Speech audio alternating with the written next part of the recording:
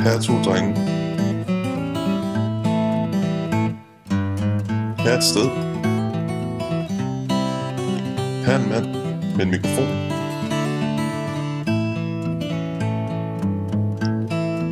Her er de 2 drenge igen. Det er Henrik og Oliver. Her er stedet igen. Det er Toge, der filmer.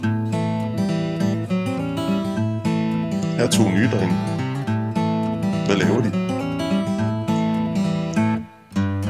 Her er 2 drenge igen. Det er Henrik og Oliver. Men hvad laver de? Her er stedet. Men hvad betyder det?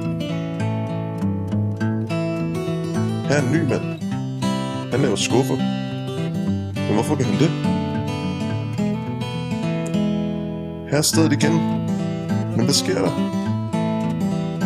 Og her er de 2 drenge, Oliver og Henrik. Men hvad er det? Hvad foregår der?